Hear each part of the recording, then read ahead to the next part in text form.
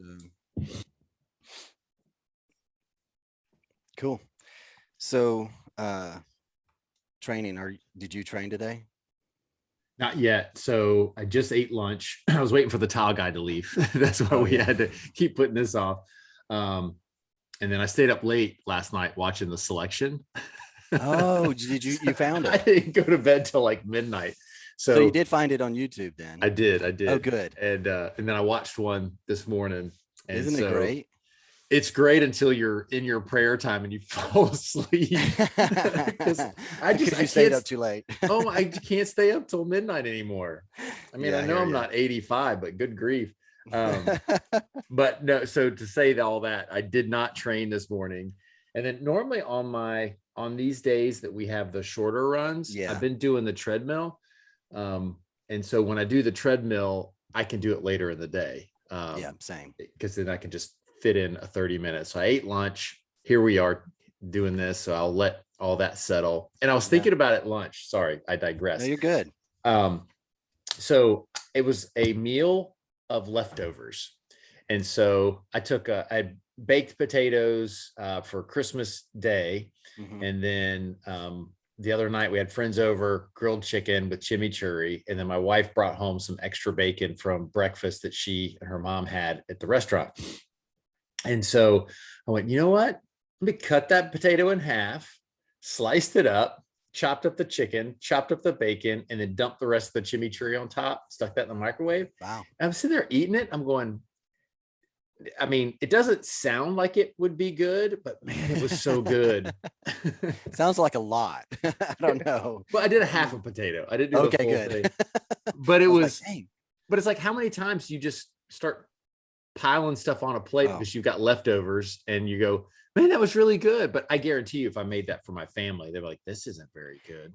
it's funny, and since we have digressed, I'll keep us on this train for just a little bit longer because it's so funny. Every time I mention this dish that I make, everybody's like, "Oh, that sounds disgusting," and it's like, but you haven't tasted it. I mean, it tastes amazing, tastes really good. And I actually had this play out one time. I was had the dish sitting there, and somebody walks up and they're like, "Wow, that looks really good."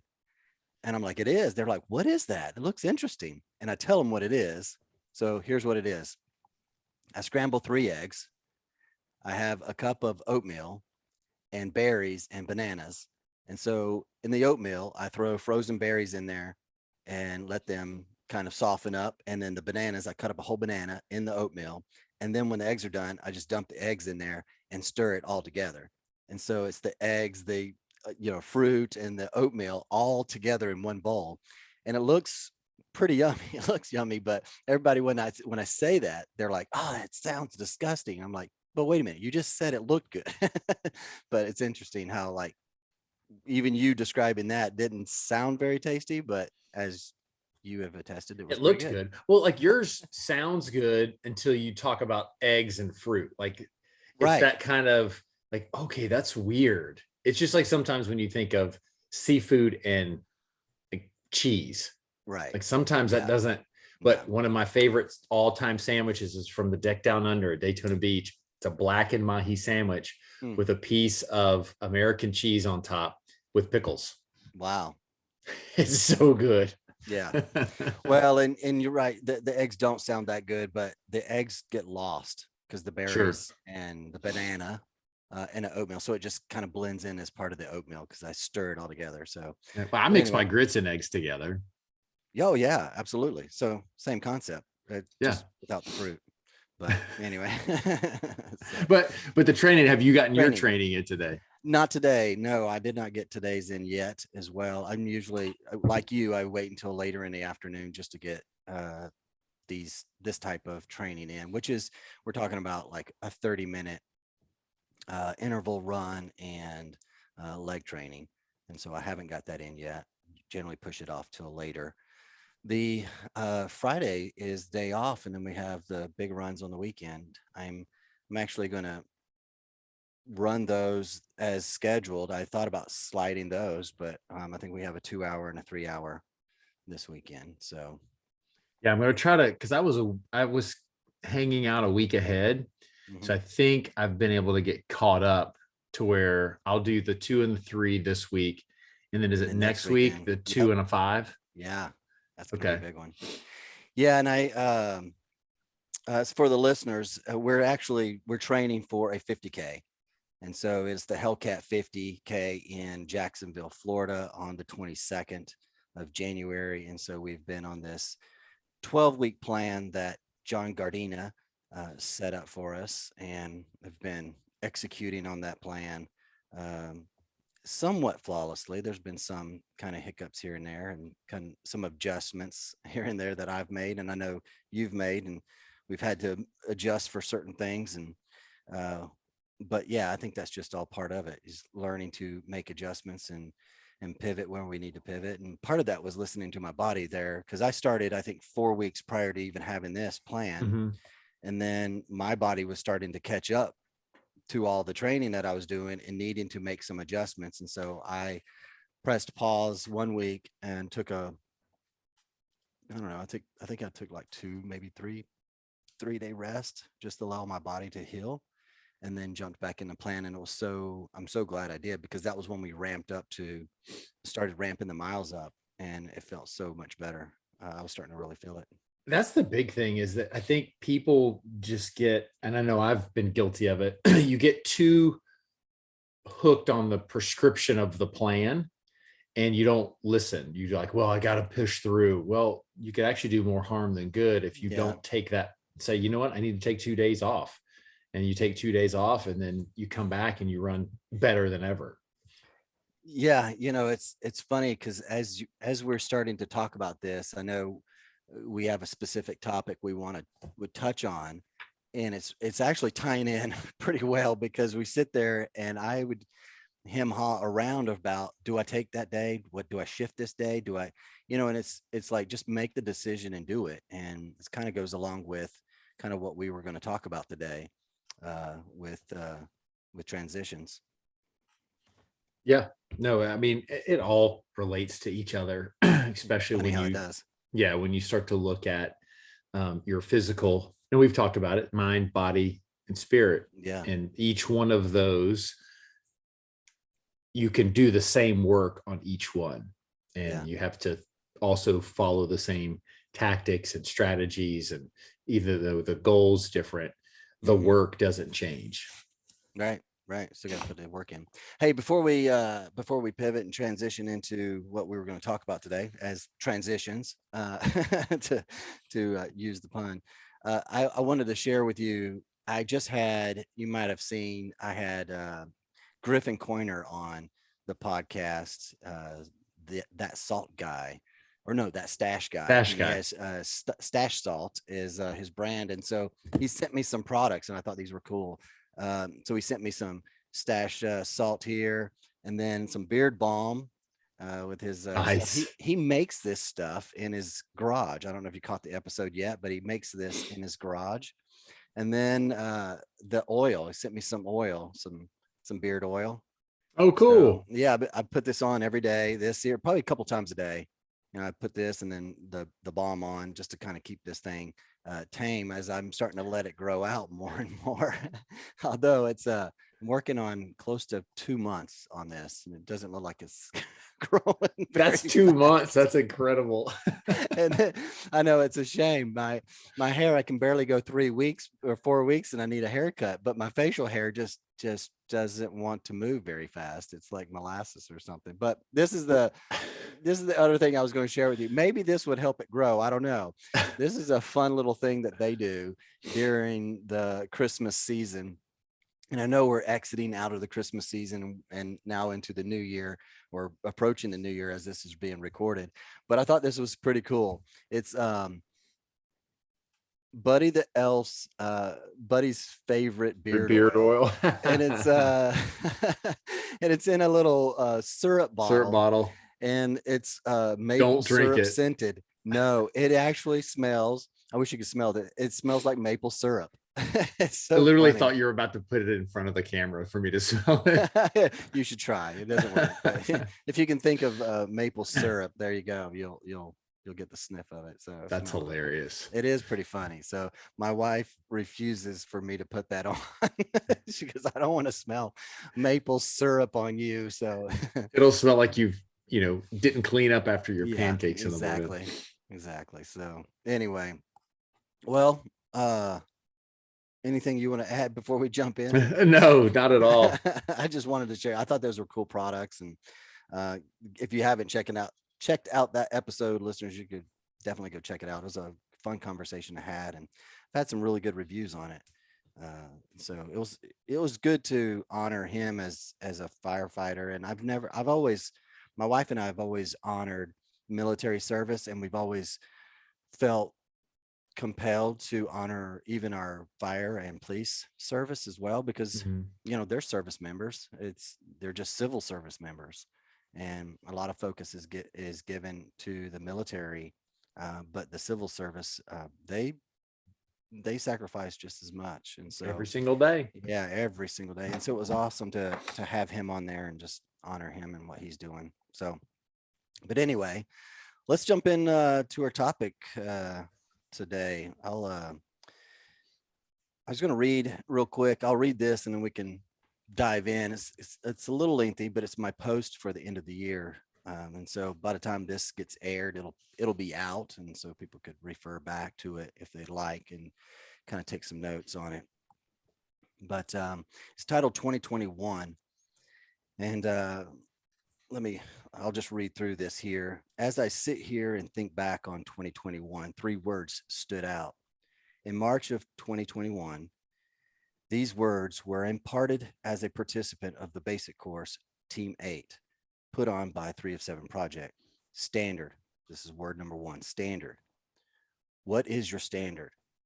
When things around you turns chaotic, your standard will keep you aligned.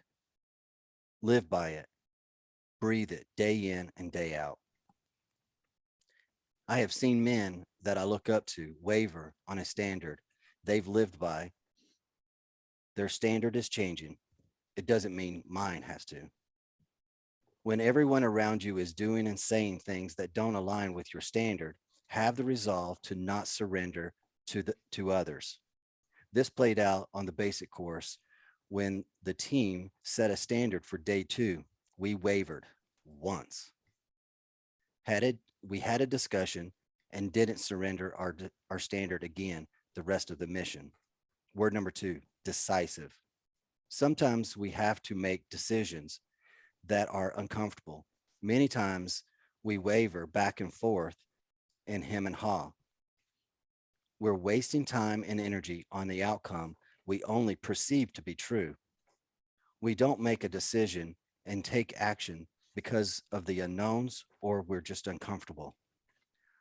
Answers don't come to those who sit still.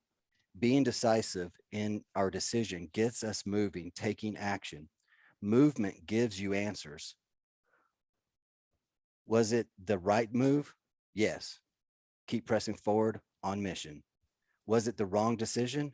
Yes. Pause, quickly evaluate the situation and make a better decision, and keep pressing forward in the new direction.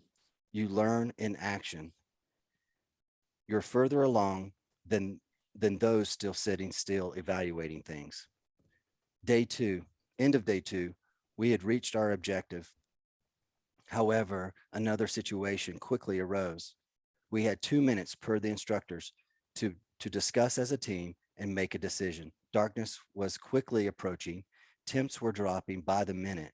No time to hem haw. Decision made and new objective formed. Charlie Mike.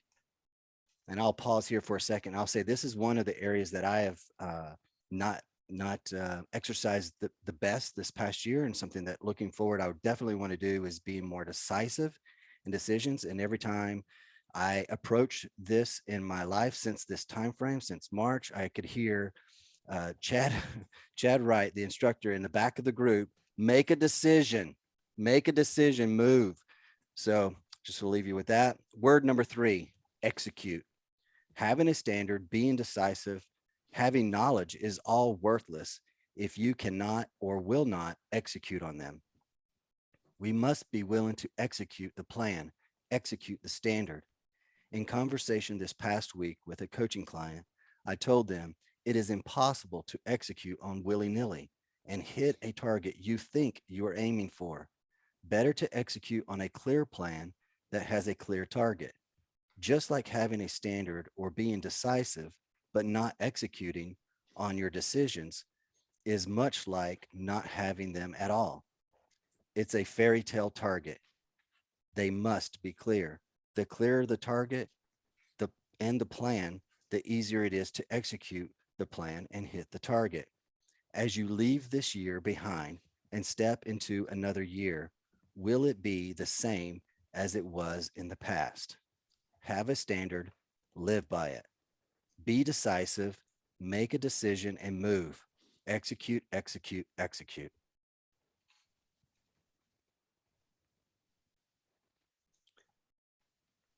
Those are 3 words that just really, really, really resonated this past year, since that mission that you and I both were on. So you have some say in that as well. Um, but the standard probably stood out the most, and execute. I think the decisiveness came in when I started to really think back on, am I executing on decisions, or am I hemming and hawing, or just waiting for something to come and answers to come by trying to think through it? And the thing that I learned was answers don't come by me just sitting still. I have to move. And as I start making some moves, answers would come. As a matter of fact, as I say that, that just played out a couple of months ago, where as we get into this topic of transition or transitions, even in our career or our life or whatever, I was in a year of transition. I was in a year of work was very sporadic and very kind of non-existent for the most part. It was me sitting, waiting for some things to happen, not wanting to make certain moves, because if I make this move, it might counteract this over here. And so I sat still and nothing happened. And it got me into a position to where I had to make a decision. So then when I do make a decision, finally, other things open up. But it wasn't until I started taking action did the answers actually start to come. And I know you remember that clearly as I shared those moments with you. And we're both kind of sitting in that season of transition. And so we thought it would be great to have that conversation today. Yeah, because we know that we're not the only ones that have done this. You know, COVID has created a ton of forced transition. And, you know, fortunately for me, I had made it through COVID with a job. Yeah. And there's so many people living in Orlando and being so close to Disney. There were tens of thousands of people who were not as fortunate, that some of them haven't even been called back. So there's challenges that continue to go on. What I found was that these people, they ended up going after something that they've always wanted to do, because at that point they had no choice. They had started a side business. They had started doing something, you know, just a little bit here and there, making a little bit. And then when now they were forced to do something and there wasn't something to fall back on, they went for it. And they're so grateful that they did. Now, whether or not that's going to be a long-term solution for them, or the solution that ends up, you know, being a career, who knows? But they've done it, and they can look back and say that they've done it. So for me, and then we'll get into the discussion of both of us, is now I'm in that position. So December 10th, I was laid off. You know, there were some impacts to the revenue of our company because of some changes that happened with Medicare, and my role was eliminated. And you think that you're prepared for it, and then it happens. Right. And sometimes you're not as prepared. And I made a post not too long ago about change. And for me, it's been work. I think if this would have happened to me a year ago, before the basic course, before a lot of the conversations that you and I have had and others that I've had, I don't think I would have handled it the way I did. Mm, And that's what we want to encourage people to do today, is to start doing the work to yeah. plan for change, even though you can't predict to know what change will happen and specifically what you're going to encounter. But don't be surprised when change comes across, because it's constant. It's coming. Yeah. And it's interesting how we're surprised when it does happen, and then we react with emotion. And I thought the whole time I'm going through that, I'm thinking of things that Chad have said, things that Jocko have said, these guys that have been in military service, that good leaders don't lead with emotion. That Mhm. if you've got a leader during a firefight and something wacky happens and you see them panic and flip out, what kind of confidence are you going to give all the people that are looking to you to Yeah. lead them? And as a husband and as a father, I'm the leader of my family, and I had to react in a positive way. I'm very fortunate because I have a mega supportive wife that I knew that she was lockstep with me. We were on the same path and we knew how to handle it. And she actually, grabs me sometimes proverbial by the shoulders. She hasn't had to do it physically, and just snaps me out of some of the anxiety and negative Sure. talk that I tend to go into. But handling that was I was proud of how I handled it, because I said, okay, and then went through a process of questions to realize what I needed to do next. And, from that, I know you and I talked about, and that's why we thought this topic would be so relevant. And then when you shared your post, I thought it was extremely relevant, on that, because there's so many different things that we can talk about on each one of those words: the standard, decisive, and execute. Yeah, let me hit on, not to go sideways too far, but just to hit on something that you had mentioned that really I thought was really good, and I think it's worth us chasing this little rabbit for a moment longer. And that is something that you said in regards to your wife was lockstep, and it's the conversations that you guys have had. It's because my thought is, what if someone doesn't have a very supportive life, or you know what does that look like? And so the thing that came to mind was a question that we posed in the council the other day in our private forum. The question was, and I had it right here. um, Basically, where did it go? It's okay. Basically, it was around healthy communication. Mhm. How do you know when you have healthy communication? And I think that's the key, is having a clear cut understanding of what healthy communication is, and communicating, in my mind, when you said that, was communicating ahead of time. Like, how are we going to handle, back to the standard? How are we going to handle when change comes? How are we going to handle if I were laid off, or if you were laid off? What are we going to do? How Mhm. are we prepared? How, if I get this way, how are you going to pull me back into, alignment? If you go sideways, how can I gently pull you back into alignment without criticizing you, making you feel like I'm judging you or whatever? Like, what does that look like? I think that's healthy communication, communicating, talking through a scenario, a situation. What is it going to look like? What's our standard? How are we going to address each other? And then how are we going to move forward if a situation occurs?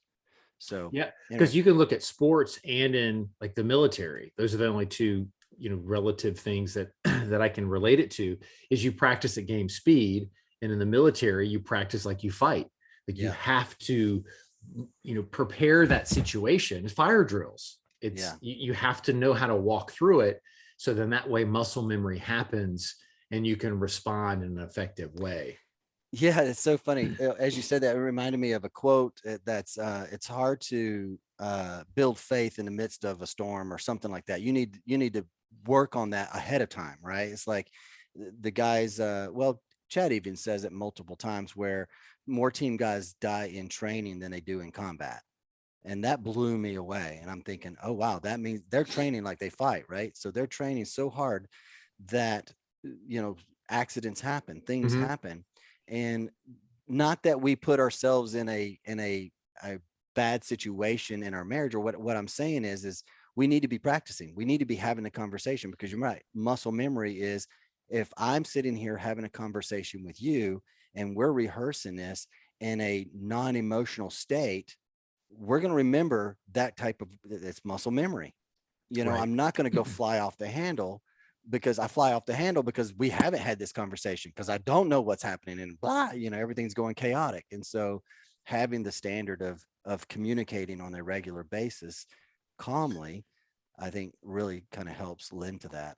Yeah, and for me, and I can only speak for me, and I know that I've talked to other people, specifically men, we don't tend to share the struggles that we have with work, for instance. Yeah. We'll just deal with it.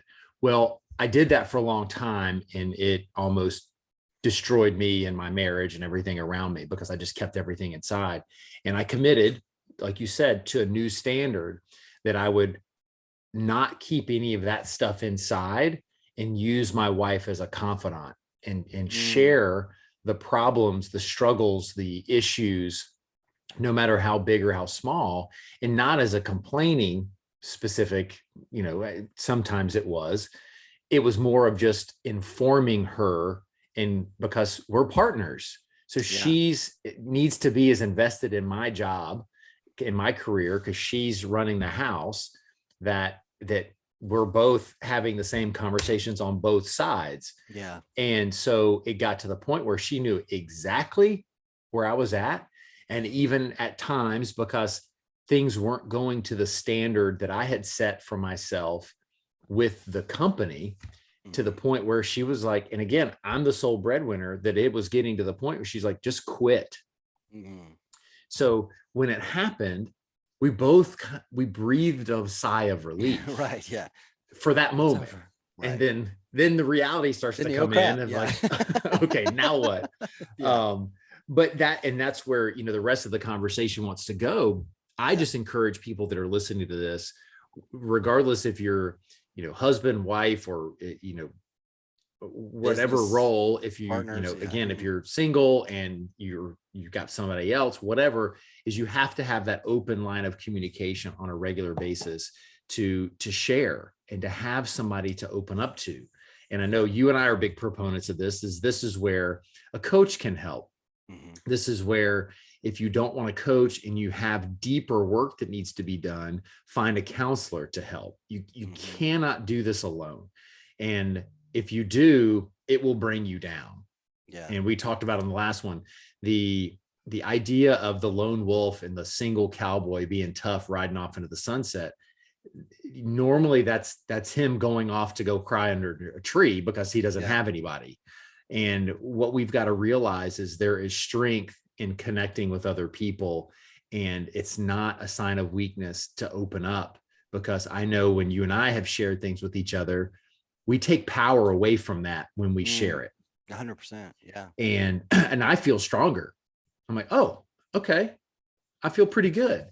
And that again, that's part of the standard. Not that I don't think we're chasing a rabbit at all. I think this is a No. vital Yeah. part of it, Yeah. is having that standard. And have you even defined what that standard is that you can follow? Well, yeah, exactly. And I think, just to get like really real here, uh, I called you, gosh, crap, it was a little over a year ago. And I felt, I was having some communications with someone, not in a weird way. It was just, but what I was finding was the communication. I was starting to enjoy the communication. And just to be clear, it wasn't with a male. And it wasn't communications in a weird way. Like I'm trying, it was all business, but yet I found myself enjoying having the conversations, even though they were around business or whatever with this individual. I I was like, that's wrong. That's wrong. And so I called you, and just as accountability, Mhm. I told you, and you said, well, hey, it basically has no power over you. You just expect, right? So, and I think that's the thing. The longer we keep something in darkness, man, it can have its way. But when you bring it out in the light, obviously, darkness cannot reside in light. And so bringing those things to light actually gives you power over them. The flip side of that is I also made a commitment and set a standard to my wife that I would have any kind of conversations like that with her. Mm-hmm. That's not easy, but that's something that I didn't do for many, many years. And it got me in big, big, big trouble, right? Whether it's, uh, you know, hiding a sin of porn or whatever it was in the past. It's like we made a decision, when we brought all that to the surface many years ago. It's like, no, if that ever occurs, if any thoughts come up, if any kind of weird desires start to go a certain direction, I need to let her know. And back to that same with your transitions of business or anything like that, it's like in your life you need to be doing that on all fronts and set Yeah. the standard from from top to bottom. Because if we're in a business relationship and we held stuff like that, it wouldn't last. So how do we expect our marriages to do the same, to thrive, on stuff that we're keeping? But back to what you were saying is bringing that stuff out, sharing it with somebody, it does give us that power over that. And so, Right. And the good thing is to define that. And I know I jokingly talked about complaining versus sharing. And I feel like there's a clear difference. So when we're talking about your professional life specifically, is don't complain, share. And if you're seeking counsel from someone and ideas and they give it to you, you better do it. yeah, As long as it's not detrimental to yourself or your family. back to the execution. Yeah. It's like, don't ask for counsel if you're not going to act on it. So that's Right. all part of the standard. So Yeah, it's like being decisive and execute is part of your standard. yeah, And by defining that, if at any point you see, and you even talked about it, if the standard is changing around you and not aligning to what you have, then you need to get out. yeah, And that's where I was. And I'm sure there's many people that have been in those places, and not that anything illegal has happened. right, It's just something that from an ethics standpoint, it's not the way I do business. And it's not, I don't want to be included in that either. right. And where you're handcuffed to the paycheck because you haven't prepared yourself, then you hang on. And I had prepared myself, That's but I good. Yeah, still was handcuffed because I didn't want to make the decision. Because then it came to, lessons that we've learned from, as guys, and I'm sure girls had heard it back in high school. It's easier to find a girlfriend when you got a girlfriend, yeah. So It's like, easier what to the find a heck? job when you got a job. See, that's, Yeah, yeah. And then, so it translates over to that as well. right. Yeah. And so I started casually looking, but Mhm. that was the part of the decisiveness. I hadn't Yeah, said, I'm tired of this, I'm walking away. yeah, And fortunately for me, God presented the opportunity to separate me from that. yeah. Like he eliminated the choice, because he's like, look, I don't think he's going to make this decision on his own. Actually, I know he's not going to make this decision on his own. Yeah, So let me create the environment that allows him to separate healthy in a healthy way and move beyond that, because it was a legitimate business reason, completely understood the reason, no resentment whatsoever against the organization. And what it did is it freed me from that. And so what I want to encourage people that have been involved with that, think of how much you've complained about your job. And then when you are laid off and you're separated from that position, why are you upset? yeah. Like Right. really dig in. And that's where you need to have the conversation of, because it's your ego. A lot of it's your ego. And it wasn't, and it's a control thing because the decision wasn't yours. Right. You've complained about that job for You a get to past leave on year and your a own. half. And now all of a sudden you're freed from it. You may get a severance out of it. And now you can go find something else. However, so many times, because we didn't plan and we don't have our ego in check, we get upset. and we Mhm. complain, then we badmouth the job again and say, I can't believe they did that. You want it out of there all the time. And if you Yeah. really look at the logical reasons without emotion, there, whether you agree with the timing of it, because I mean, right before Christmas, not great timing. Sure. But when is it? When is the Right. timing Yeah. ever Yeah. good to get Yeah. laid off? Never. Never. Because they're like, oh, I can't believe they laid me off at the first of the year. Well, you're going to complain because you just Yeah. lost Yeah. your job. Um, but that's the stuff that for me is thinking about, if you have a standard that you stick to, then why should you be upset when things aren't going to your standard and now you're being moved or moving in a different direction? Yeah. Yeah. A couple of things that stood out there. Jim Rohn, always says, why are we so surprised when winter comes? How often when does winter come? Pretty For much every years. single year, right? For how long? For a little over 2000 years now. It's been coming. And so why are we so surprised when things happen, and to your point, when we're complaining about a job, when we're complaining about a situation, whether it's a job or not, it's a situation that we're in and we're complaining about it, and then there's resolve and it doesn't go the way we want it to go, we still complain and we bash it and we demonize it and blah blah blah blah blah. And it reminded me of a season that I was in. Same thing. I was in a career path. This was in 2016. Was doing well at this job, however, didn't align with management. And uh, you know, anyway, they let me go. I walked away. I had a company car, so I ended up having to leave the car there, and I had to walk probably about 2-3 miles to a friend's office that I knew was nearby for him to give me a ride home. But on that way to his office, it gave me the opportunity to go, how could I do better? What did I do to contribute to this situation? Because I Mhm. wasn't without fault.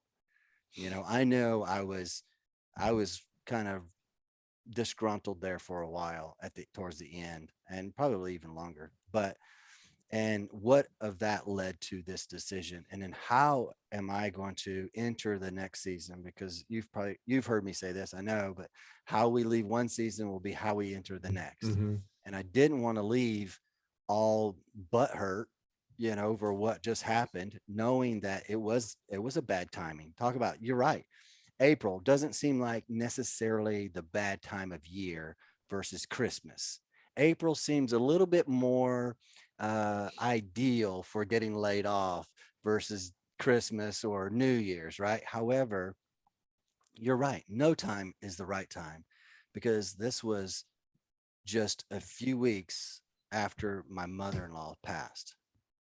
And then here I lose my job, so it was not a good time, and we had just bought a car not too long, before that. Mhm. So it's just like, just life goes on, life happens, and things like that all end up. And it's like, so I had to make the decision, okay, how am I going to choose to leave this?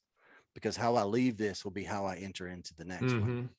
And I noticed that with you right away when you called me and you mentioned that, is you're not like, hey, I'm not going to bash them. I'm not, talking bad about them. And, their decision was their decision, and da da da da da. And you totally got it and totally understood. I'm like, okay, that's a great way to enter into the next season you're going into.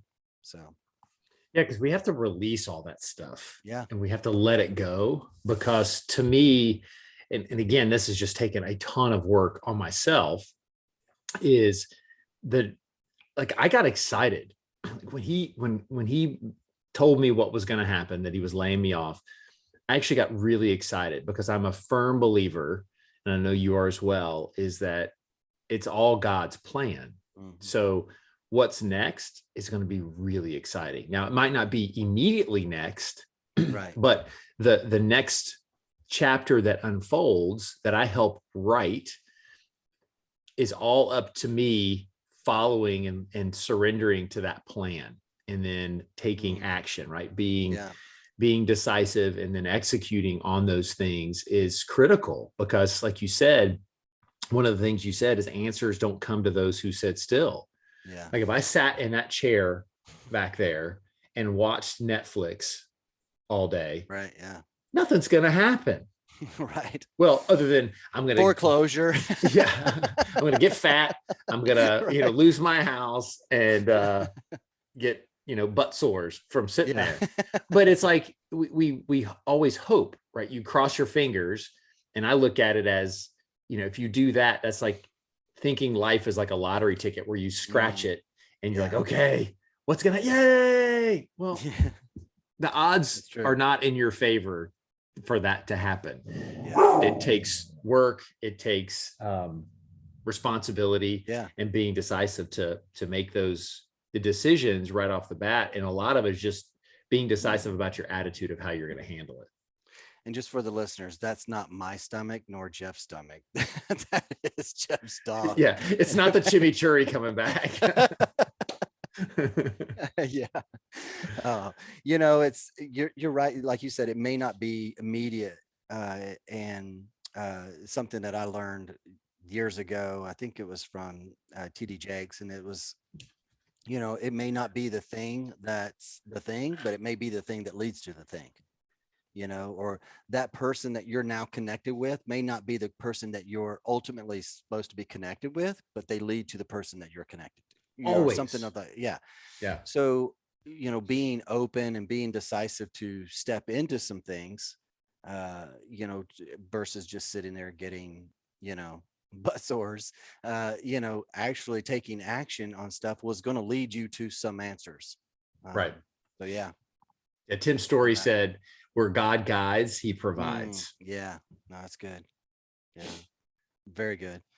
Yeah. And I think one of the other things that, came to mind was releasing tension, set intention. And you and I have talked about this multiple times before as well. And that is, regardless of whether it's transitions throughout our day, we carry those transitions. We're transitioning from sleep to awake, from awake to breakfast, from breakfast to getting the kids ready, to taking the kids to school, to coming back home, to work, from email to meeting to phone call to whatever it may be. All throughout the day we're transitioning from work into the car, crazy traffic into our home. And then if we're not releasing all of the tension throughout the day, the stress, the anxiety, the craziness throughout it, we take it from one thing to the next. And the last thing that I've ever wanted to do was bring that tension from outside into, and then take it out on my family, which I've done.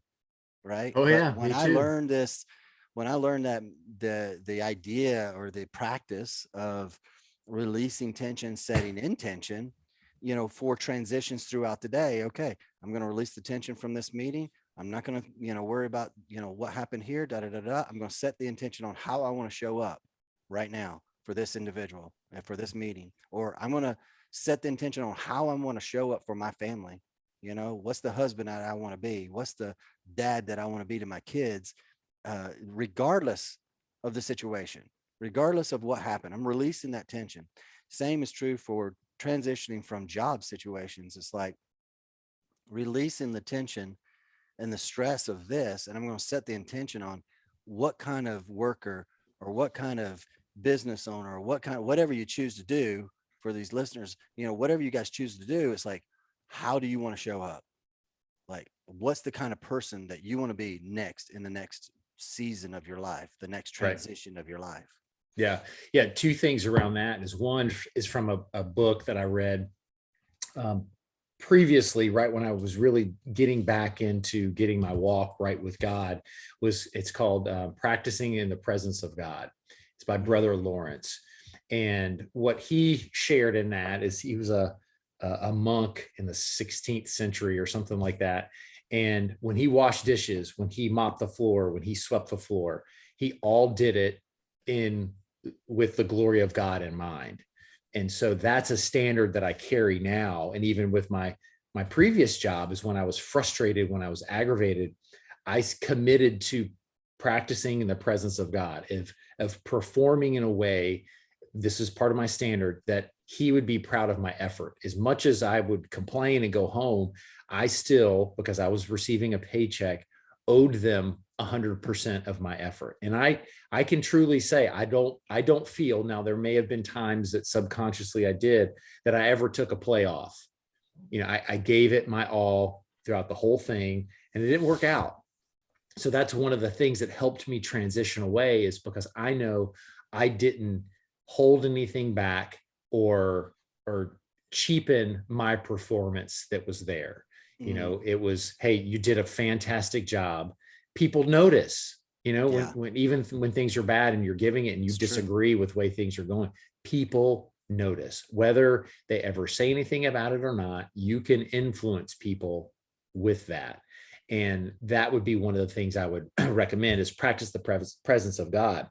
The second thing came Could I add, from, yeah, go could I add. add a scripture before you jump to the Yeah, second thing? please. And that's Colossians 3:23, which says, whatever Mhm. you do, work at it with all of your heart as working for the Lord, not for human masters. Another little version says, whatever you do, work at it with your whole being for the Lord and not for men. Yeah, and I want to add to that, is it doesn't matter what you're doing. You think about the people that have the high end jobs that make Hmm. millions of dollars. You pay attention of how they work and how they interact with people, all the way down to the people that may be mopping the floor at Yeah, McDonald's. The people that do it with effort and pride, I respect, because I'm a respecter of people, right? yeah, It's how you act and how you perform is where the respect comes in. And so you have to perform that way. So thank you for adding that. yeah. And that goes to the second part. So I heard on the Red Blooded Outdoors podcast, I don't know the number of it, but it was the one of the more recent ones where Cornbread interviews John Cox Mm, yeah, from okay. Midstate Mile. And one of the things that he shared, and he and I talked on the phone yesterday, and he shared this as well. So since he did it publicly, I know he won't mind me sharing it, is don't work for what you want, work for who you want to be Mm, able to get the things you want. you want, So yeah, you're working on the person. Because if it's like you said yeah, earlier, and I don't remember exactly how you said it, if you're the person that you're striving to be and you're performing from that, everything else will fall into place 100%. around you. And that's where Yep, you and I came up with the council.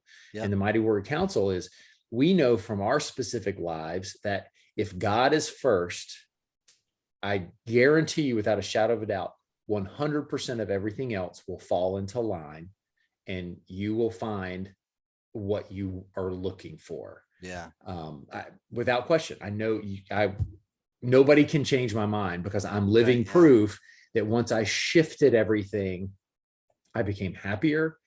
My marriage became better. I became a better father, a better friend, a better, human to the world, yeah, which the world deserves the best of me. And I'm not going to let something like a job loss impact that would then impact my marriage, my family, and the exactly, community around me. exactly. You know, what I think about in that right there, if our standard is the word, if our standard is living according to what he's called us to live by, which is the word of God, then why would I not be decisive? Why is my standard not clear? Why are my decisions not quick? And why am I not executing? And I think that's just what comes to mind when you said that. It's like, wow, if my standard is to seek him first, and then all, and the word says all other things will be added, yet I'm sitting here and that's my standard.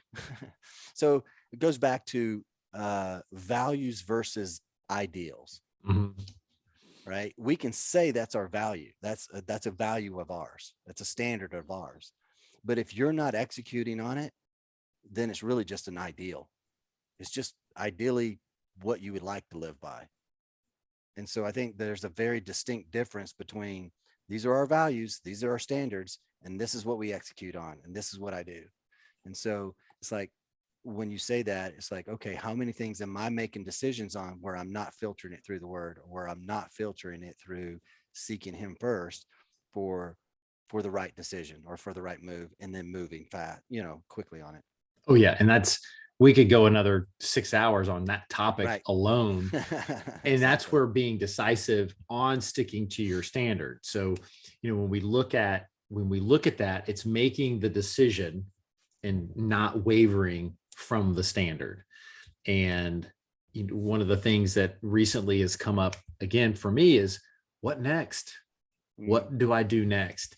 And I know I've asked you, and I've asked many others on just pray for wisdom that I say yes to the right thing. Yeah. And it was, there's been a lot of fear, a lot of question, a lot of concern. And just the other day, during my prayer time, after I had a good night's sleep, not like this morning, it came to me. I don't know if it's the voice of God. I've never heard God audibly. I'll hear a word or I'll feel a word. Well, I felt this one pretty clear. And it was, make the choice that requires the most faith that God will provide. And I heard that. I was like, well, that kind of makes the decision way easier. Yeah. I'm risk averse. I've never liked risk. When I hear risk and I think about some of the decisions I've had to make, it's like we talked about in the last one. It's that silly cable that I had to walk across a 30-foot creek, not 30 feet high, mind you. Right. Yeah. It was maybe 4 feet high max, with a guide wire across the top. But that to me was risk. Yeah. And you're like, what in the world? This guy's crazy. Yeah. You turn to me and you go, I am officially out of my comfort zone. So that being said, yeah. So that's where, even from a career perspective, I've always thought that way. And there's a lot of people that they love risk. They seek it. They look for it. And there's reward and there's failure. Right. Where I've always had this false sense of security of a quote unquote W-2 position.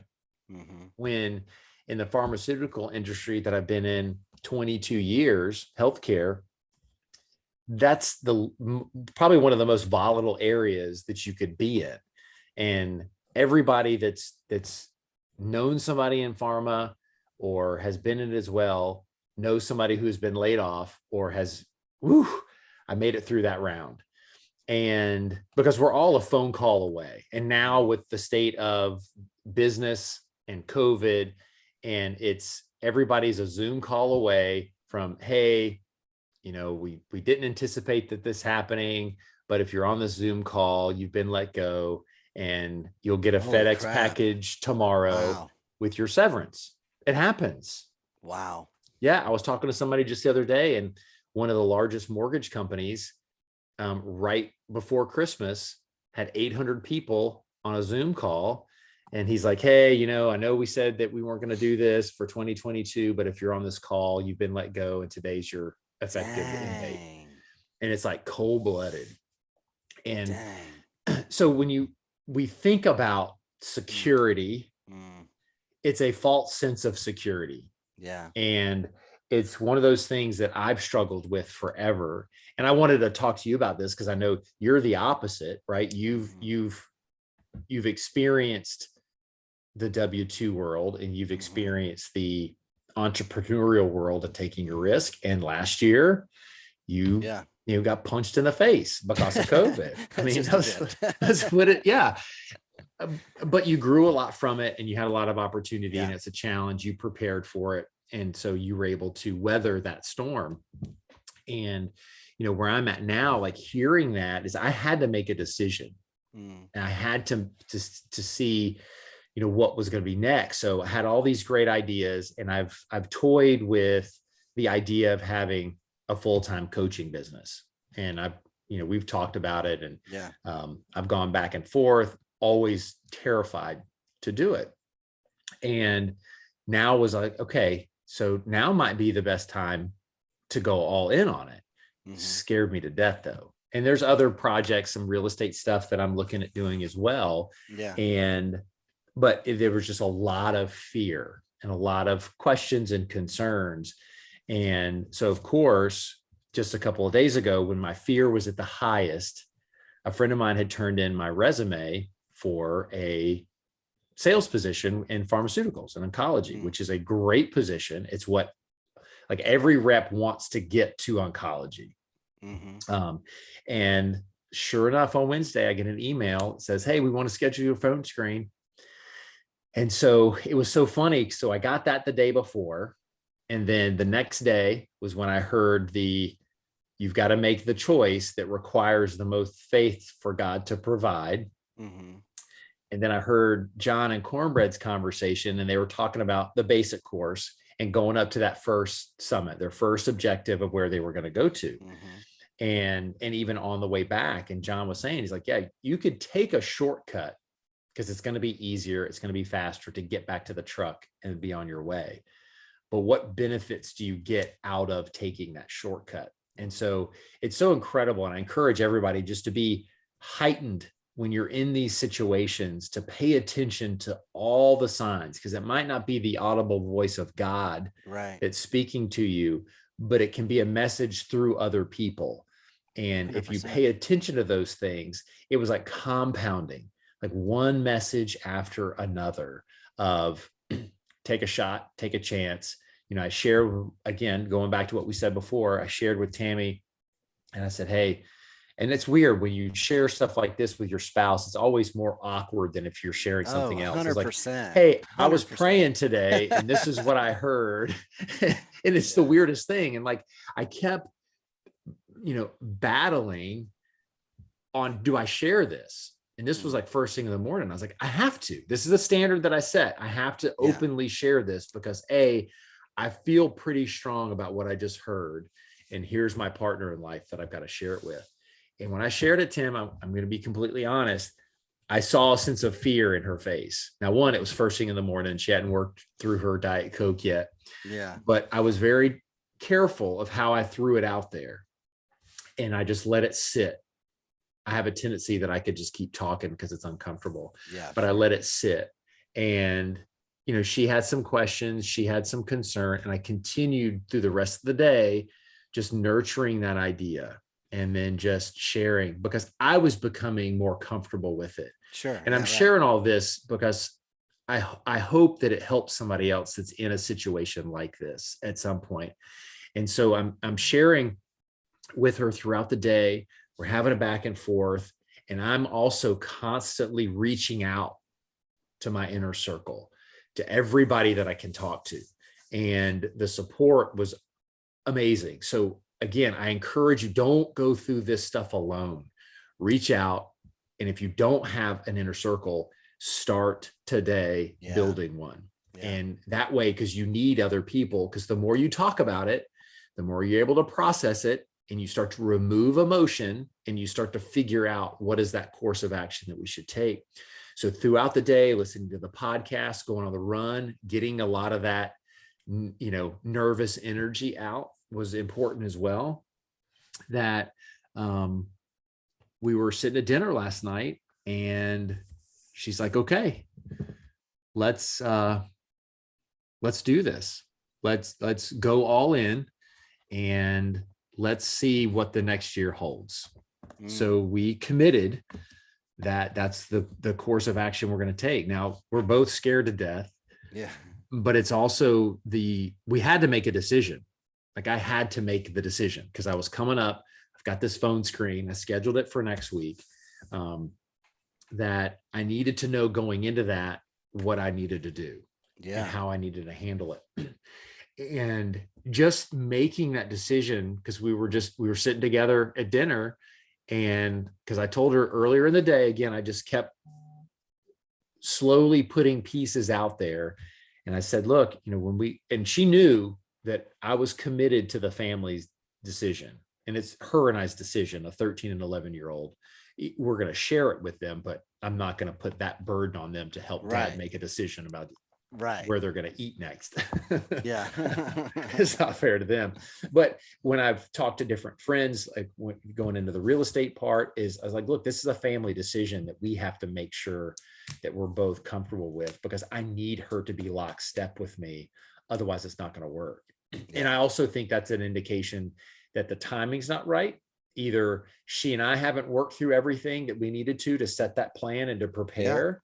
100%. And I think we have. I think over the last 3 years, it's taken 3 years to work through that, to both feel like that she knows that I'm not doing this for me. I'm doing this for us together, and I Mhm. need their support and encouragement. Otherwise, I'm going to fail. Yeah. Um, and it was a cool feeling. And that's why, from when you shared that post first thing, and I haven't even told you this, that's why I was excited to Right. Yeah. record, is that there's a lot of stuff that I don't know about being self-employed. There's a lot of Mm, stuff that I've got to figure out, but I had to be decisive. And when you read me mm. that post, that was where the decisive part just resonated, because I made a decision and it felt good to make a decision. Sure. Yeah. And is it going to be the right one? I have no earthly idea. And like you Don't know said, until as you you take action. adjust, Yeah. right? Yeah. I could have run away. And I was talking to some people yesterday, is I have to practice what I preach. Hmm. I practice all this stuff, or I preach all this stuff to people. And now even I told Tammy, I said, look, this moment, this year, will add to my story and my faith in what God can provide. Mm. Because I know I'm going to learn more. I Yeah. know it's not going to be easy. I know that there's going to be days that I'm going to say, what in the Yeah. world did I 100%. do? Because everybody that I've talked to Yeah. have said that. And I had a buddy that he said that he quit his, a big paying insurance job, and sitting there and wanted to do another something that he just loved, and his wife supported him. And he said, she went off to work because she ended up getting another job, and the kids went to school. And he said, I sat down in front of my computer and went, what? I'm going to paraphrase and clean it up. Yeah. It's Sure. like, what in the world did I just do? He's like, Hmm. I had no money coming in, had no prospects. And I was like, Hmm. okay, here we go. It's like the Vikings, burn the ships. Yeah. Burn the ships. Exactly. That's what I was thinking when you said so, that. so now, transitioning from the decisive, and then I'll let you talk because I Yeah. filibustered. It's time to execute, execute, execute. Execute. Yeah. Yeah. Because Totally. if I don't do that, I'm going to fail. Well, 100%. If you don't execute, you will fail. That's for sure. The things that, man, well, congrats on making a decision, whatever it is, congrats on that, in the direction. The thing that comes to mind is, just to share this. We talked about this inside the council on one of our council calls, and that was the importance of understanding the up, in, and out method. And that anytime we have a decision, anytime in Mm-hmm. our lives, period, seeking God first, we mentioned that earlier, that's the up. That's us going to God. That's us seeking Him, seeking His wisdom and His direction. The word says that the Holy Spirit leads us and guides us to all truth. And so that's us seeking Him and seeking His guidance and His truth for our life. But then once we've gone up, we need to go in, and that in is to our inner circle, our closest, whether it's our family members, our spouse, the council, the men within the council, going into them, talking to them first, like, hey, this is what I feel like God is calling me to do. So like what you did, you went up, then you went out, or excuse me, in, to some people that you have, and then close to you, and now it's time to go out. A lot of Mm-hmm. us just think about it, da da da da da, and may go in first and then go out. And the in is just looking for validation and just looking for, like, hey, does this sound good? Yeah, that sounds amazing, man. That looks awesome. And then we get all excited about it and we just go out with it. We haven't even gone up. And it reminds me of a scripture that we shared. Actually, it was a couple of calls ago inside the council, 2 Timothy 3:16. I'll read the NLT version. And it is, all scripture is inspired by God and is useful to teach us what is true and make us realize what is wrong in our lives. It corrects us when, when we are wrong, and teaches us to teaches us what to do, what is right. And sorry, I was trying to adjust because I didn't get 6 or 17 in there, and I want 17. 17 says, God uses it, scripture, all scripture, uses it to prepare and equip his people to do every good work. And I think about like what you're talking about. It's like you want to do good work, whatever you go to do. So, how are you going to be equipped? How are you going to be prepared to do good work if you're not going up? Right. And so I think that's the key there, is that we go up and then in to our inner circle and then out to the world. Yeah, man. That's what I have to Yeah. say about Yeah, no, that. and that's brilliant. I had to go on mute a second. I didn't know what the dog was going to do. Yeah. Um, no, and it is true. I mean, it in so many times in my past, I've always just gone up. It's that internal Mm, prayer. You lay in bed at night, you get up in the morning, you do your prayer, and then that's all you do. yeah. And it's just that open line that goes up. And I know for me, it's like when you go out and when you when you have a confidant, when you have an inner circle that you can tap into, that's where I feel like is when you really start to hear God. Mm, So based on that is you have to be very selective of who's in your inner circle. 100%. Yeah. Who are you And sharing with? yeah, because that's the thing, is the more that you can openly share and openly care for people and communicate with people, that's when you can hear the right things. And I know with me, if you don't have the right friends, they're going to tell you the wrong things and lead you down the wrong path.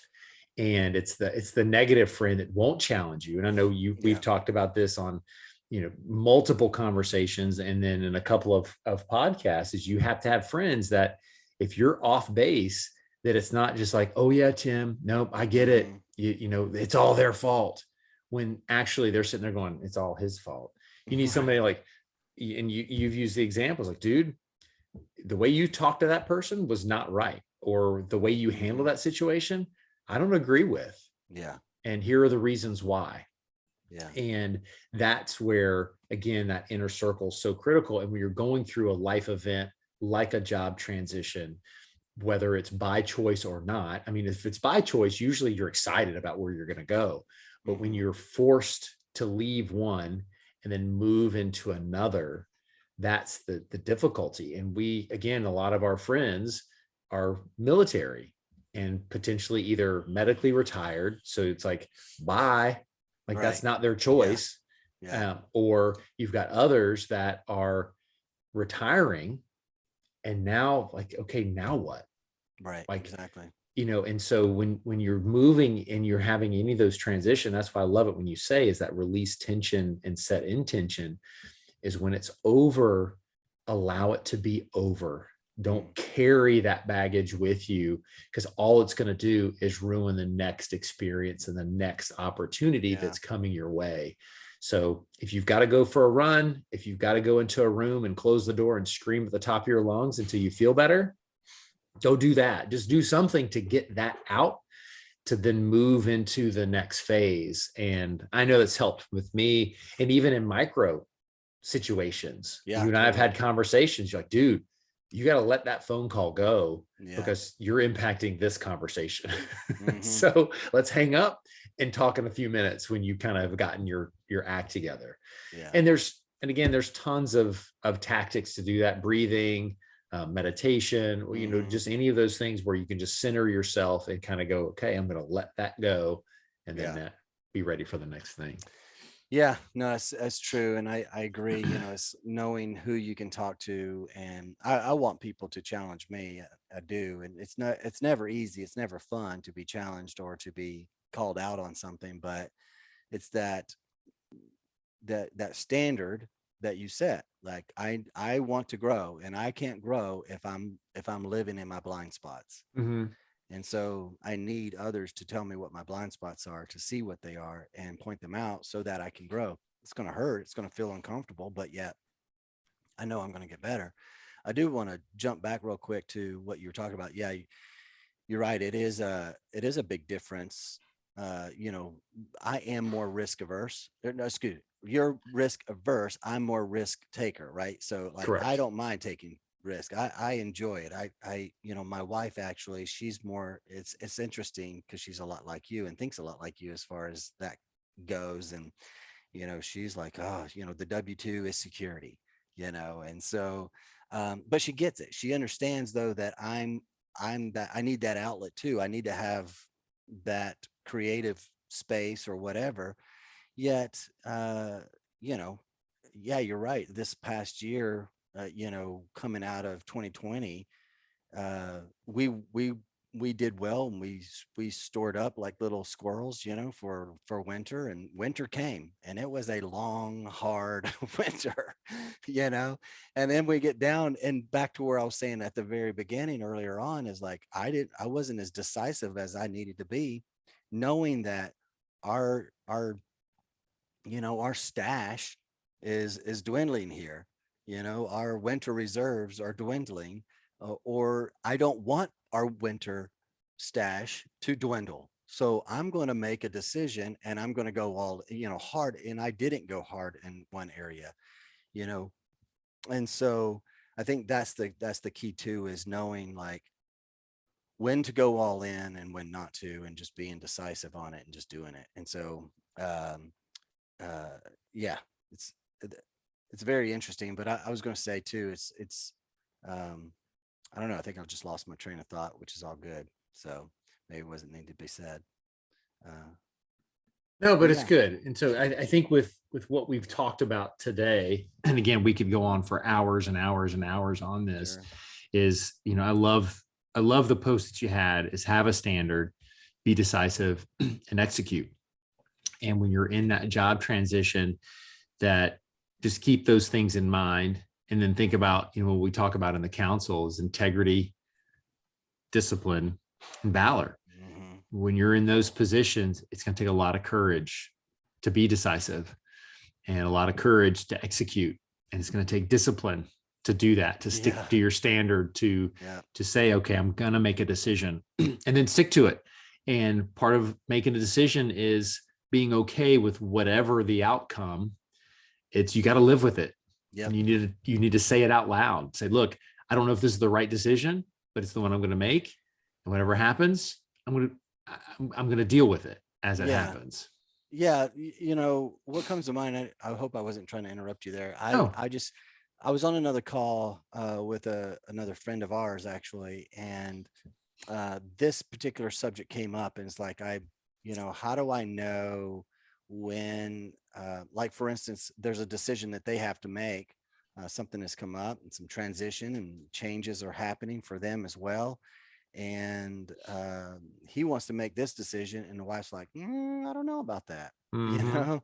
And the thing is I, you know, for me, what stood out is my conversation with him was is that when something is brought to your attention, and it almost should resonate, it almost should um, be like, you know, this was already in my heart to do, and if that there's some confirmation in that.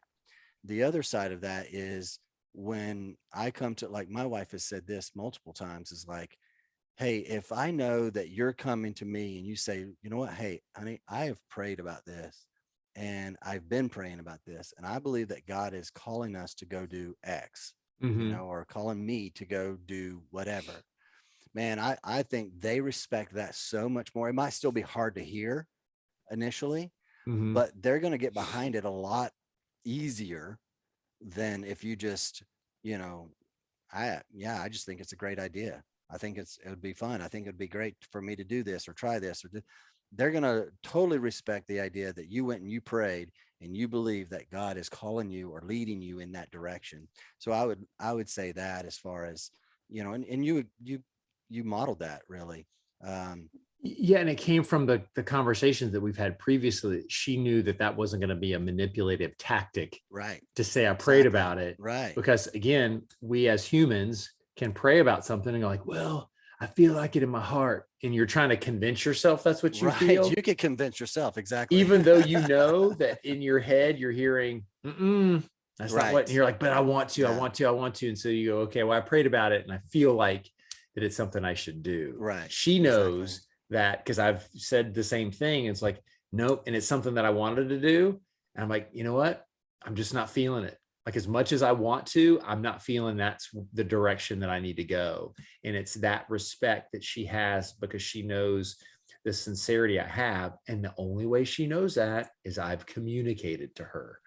And that's what I hope that's the underlying thing that people get is you have Yeah. to communicate with your spouse in a genuine, open, and honest way and involve them in the things that you're going through, good and bad, because they're there to help.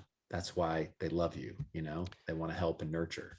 Yeah. The way of a fool is right in his own eyes, but he that heareth unto or hearkeneth unto, I can't, I'm reading the new or the King James, which is weird, unto counsel is wise. And so to your point, it's like we can come up with our own ideas and it all sound great, but we need to filter that through counsel. And who's your counsel, who's your people, who's your inner circle. Your wife needs to be that, or spouse, if female comes across this. So anyway, yeah, I agree that we definitely need to have those conversations and not be manipulative for sure. So, well, cool, man. This has been a solid conversation, a very good conversation about it's really helped. I think me even just thinking forward, because that's where I was at in the year when I wrote that. Looking forward to I was looking back, but I'm also like, okay, how do I want to go forward? Like, what do I want to take forward? And for me, as I mentioned, being more decisive and like, okay, no, if this is my standard, then why am I hesitating so much on this here? Mhm. Just let's make my decision. I feel peace, and I think that's kind of what you were talking earlier about, is just having that knowing, that peace in your heart of knowing, like, no, I really believe that this is the right decision. This is the move for me, and so I'm quick to decide, and then I execute it. And one of the things that has been really big on for me coming into the new year is, with us working this plan for the 50K, it has shown me that I really do well with a written plan. I can execute clear with that. It's so funny because my wife says you work better under structure, but I hate structure. So it's this weird dichotomy, right? It's this weird thing that I've got to try to learn and figure out. But I know I do. I know I work better under structure, but I hate it. I'll I give you hate a it. hint. Everybody does. I hate it. I hate it. I hate it. But the plan has helped me stay like it's funny. I had this was on a coaching call earlier this week, and that's exactly what we were talking about for their year is, and I was using that example, like the plan, I don't have to think about 12 weeks from now. I don't have to think a week from now. I just have to focus on this week and this day. What do I focus on, or what do I have written? As a matter of fact, that right there is this week's plan, running Mm-hmm. plan. I Mm-hmm. don't need to know what next week is or the week after that, because it's already, the plan's done. So when next week comes, I'll rewrite that for that week's. So then all I focus on is that, and I can execute that clearly. And so that is something that I'm taking, from this past year into this next year, is a clear plan. Mm-hmm. Set the clear plan and execute the plan. Right. Because if you don't do it, you can't measure it. You don't Yep. know if there's been progress made. Yep. And what you don't measure, you don't manage. No. No. No. For So sure. good stuff, man. Yeah, no, I appreciate it. So again, like we've talked about before, is the Mighty Warrior Council is a community built on faith first, integrity, discipline, and valor. We highly encourage anybody that is looking for a community, whether you have a strong inner circle or you wanting to add to that inner circle. The Mighty Warrior Council is a place that Tim and I have been led to. We know that it will change your life because we've seen it not only in ourselves, but in the current members that we've had for 2021. We're very excited about the execution plan that we have for 2022 and what's in store We have our first event coming up in March.